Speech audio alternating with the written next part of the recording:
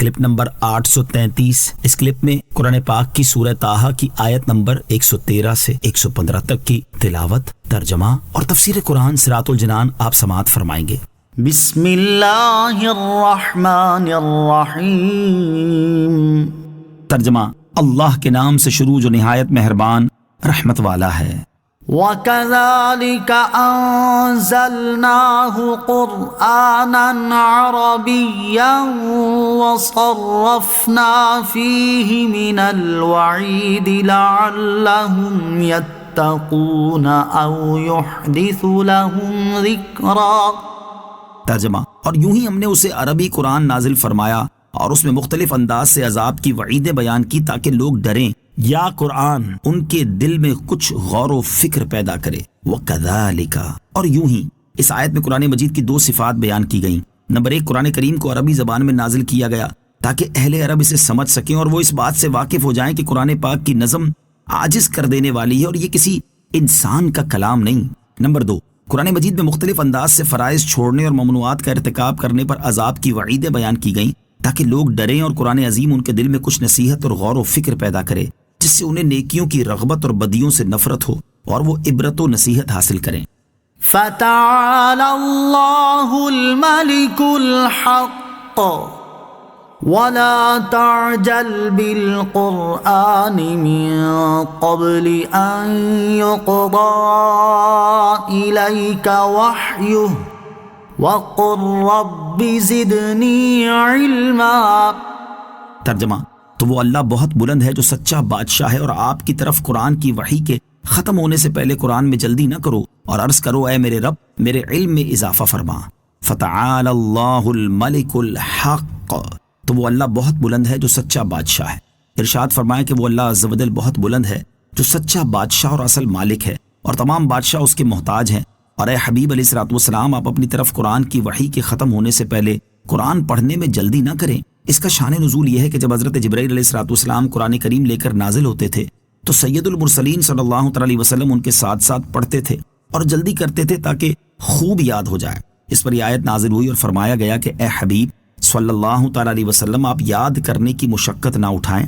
سورہ قیامہ میں اللہ تعالیٰ نے قرآن مجید کو جمع کرنے اور اسے آپ علیہ الصلوۃ والسلام کی زبان مبارک پر جاری کرنے کا خود ذمہ لے کر آپ کی اور زیادہ تسلی فرما دی۔ وَقُلْ رَبِّ زِدْنِي عِلْمًا، اور عرض کرو اے میرے رب میرے علم میں اضافہ فرما۔ اس آیت میں اللہ تعالیٰ نے اپنے حبیب علیہ الصلوۃ والسلام کو علم میں اضافے کی دعا مانگنے کی تعلیم دی۔ اس سے معلوم ہوا کہ علم سے کبھی سیر نہیں ہونا چاہیے بلکہ مزید علم کی طلب میں رہنا چاہیے۔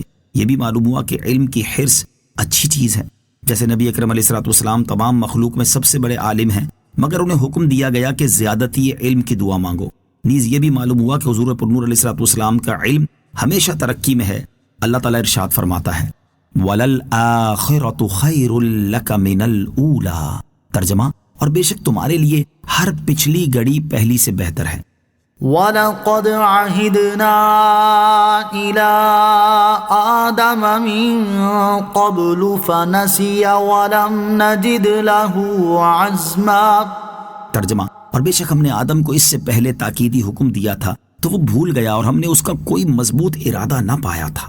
وَلَقَدْ عَهِدْنَا إِلَىٰ آدَمَ مِن قَبْلُ، اور بے شک ہم نے آدم کو اس سے پہلے تاکیدی حکم دیا تھا۔ اس سے پہلے سورہ بقرہ، سورہ اعراف، سورہ حجر، سورہ بنی اسرائیل اور سورہ کہف میں مختلف حکمتوں کی وجہ سے حضرت آدم علیہ الصلوۃ والسلام اور ابلیس کا واقعہ بیان ہوا، اور اب یہاں سے چھٹی بار ان کا واقعہ بیان کیا جا رہا ہے، اور اسے ذکر کرنے میں یہ حکمت بھی ہو سکتی ہے کہ لوگوں کو معلوم ہو جائے شیطان انسانوں کا بڑا پرانا دشمن ہے، اس لیے ہر انسان کو چاہیے کہ وہ شیطان کی فریب کاریوں سے ہوشیار رہے اور اس کے وسوسوں سے بچنے کی تدابیر اختیار کرے۔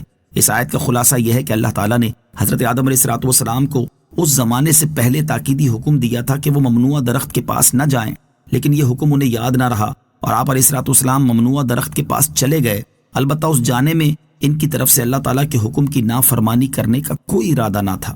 آیت وَلَقَدْ عَهِدْنَا إِلَىٰ آدَمَ سے معلوم ہونے والے عقائد و مسائل۔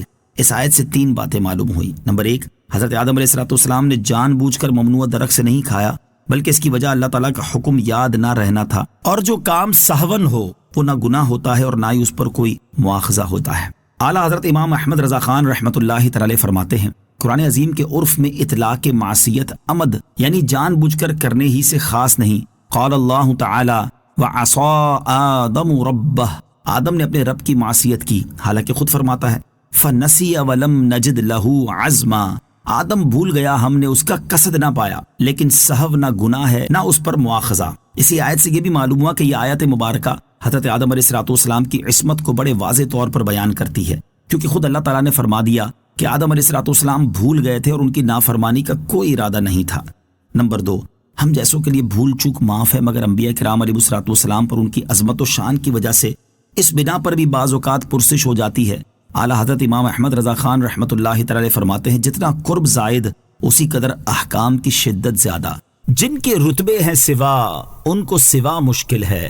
بادشاہ جبار جلیل القدر ایک جنگلی گوار کی جو بات سن لے گا اور اس کے ساتھ جو برتاؤ گوارا کرے گا وہ ہرگز شہریوں سے پسند نہ کرے گا، اور شہریوں میں بازاریوں سے معاملہ آسان ہوگا اور خاص لوگوں سے سخت، اور خاصوں میں درباریوں اور درباریوں میں وزراء، الغرض ہر ایک پر بار دوسرے سے زائد ہے۔ اس لیے وارد ہوا حسنات الابراری سیئات المقربین، نیکوں کے جو نیک کام ہیں مقربوں کے حق میں گناہ ہیں۔